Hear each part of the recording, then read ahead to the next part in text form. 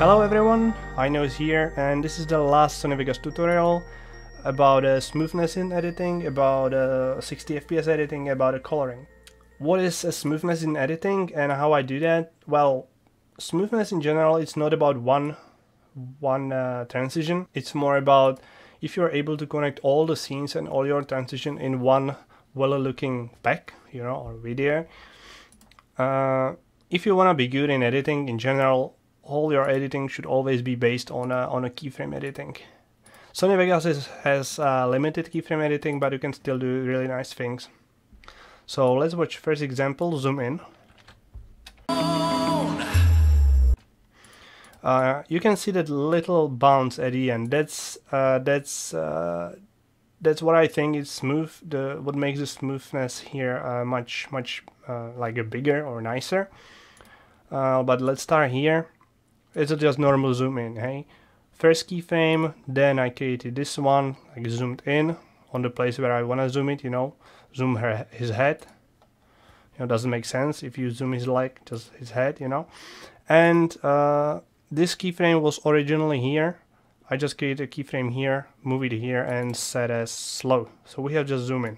But here, how I made it a little bounce. First keyframe, original one, set as fast.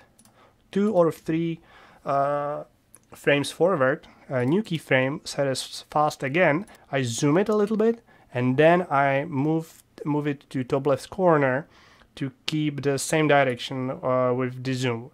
This zoom, if I show it here, this zoom, like starts here and goes with this direction. So these two keyframes, this one and this one, must be in the same direction as well. And the last one is just only zoomed out until one of these edges fits with the screen. And we made it bounce.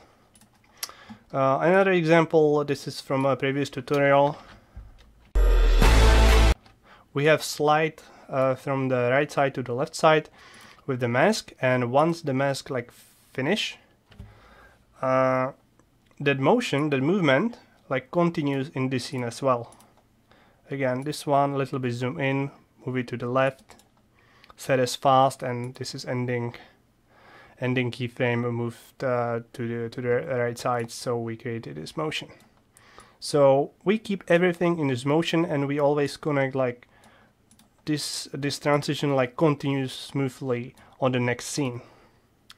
Sometimes we have two scenes like these two, and you don't know how to connect them, any kind of slide or zoom out or something doesn't work much. So just fade them out. This okay.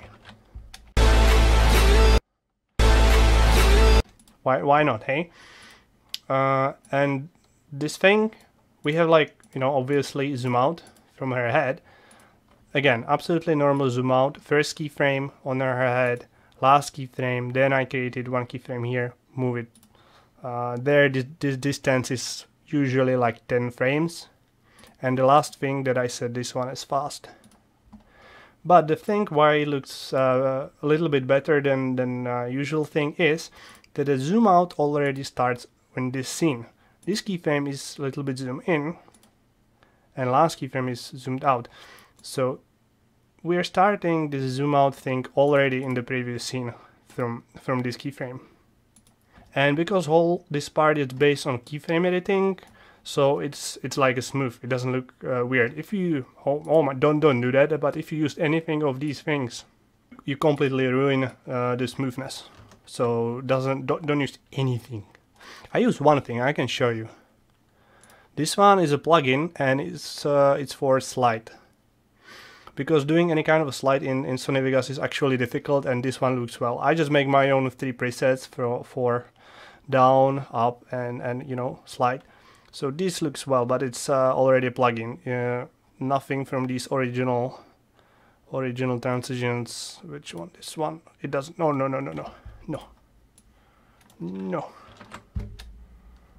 So this is the result.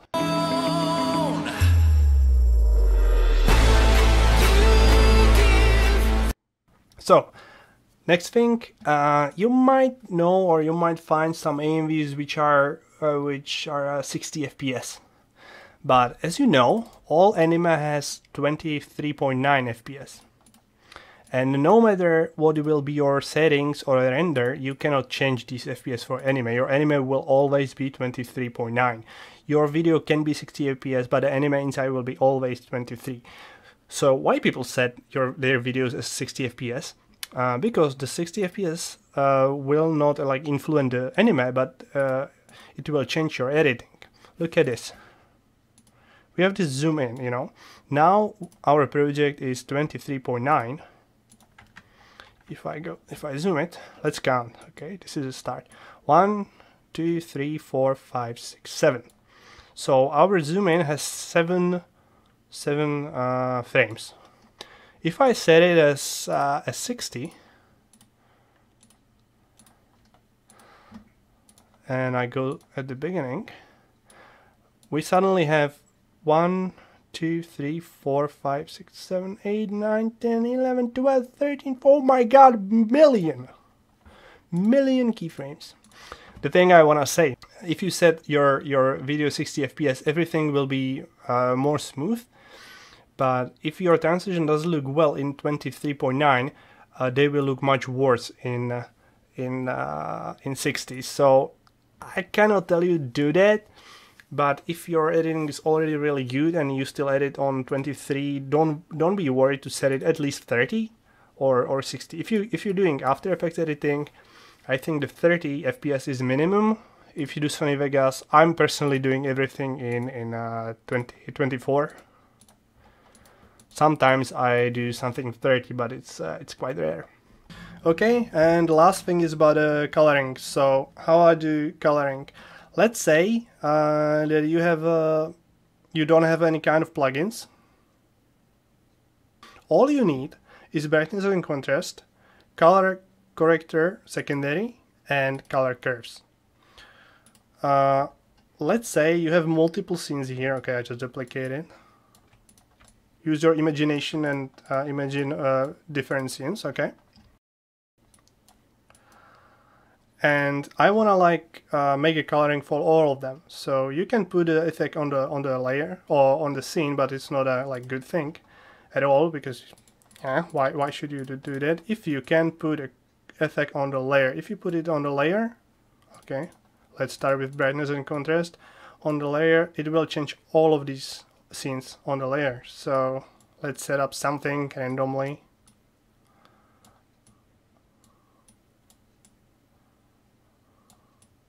Let's say this one is okay. So now everyone is changed. So next thing is color curve. With color curves, you change like the color and the shade of the color. So let's make it again something random, hey? Like this and this. So suddenly everything is like this. And the last thing, for example, why I'm using this one is because of only one thing, and that one thing is saturation. You can control like how heavy the colors are. You can make it like black and white, or you can make it like this, which looks so it actually looks well, but usually it looks really bad. So let's make it, I don't know, like this.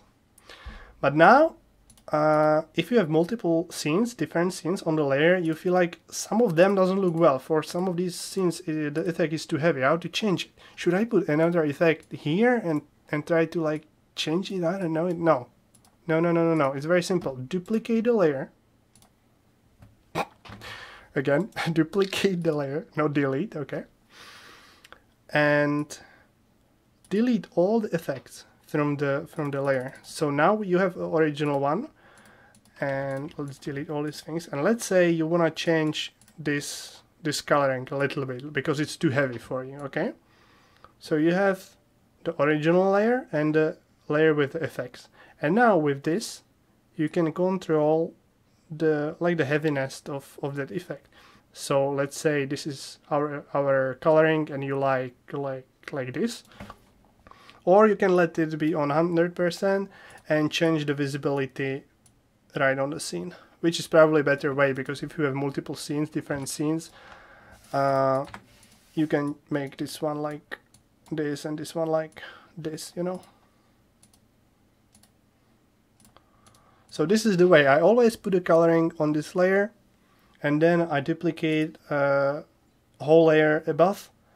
And if I feel some of these scenes are too heavy or the coloring is too heavy, I just use this technique to make it a little bit more super cool.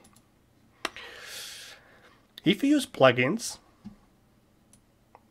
or if you want to use any kind of plugins, there exists only like one, which really good one, and it's Magic Bullet Lux.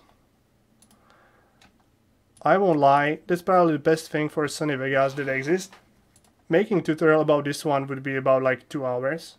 I only show you. If you have it, you just put it on, you put edit look, you have to wait like billion hours. Oh my god, please, I believe.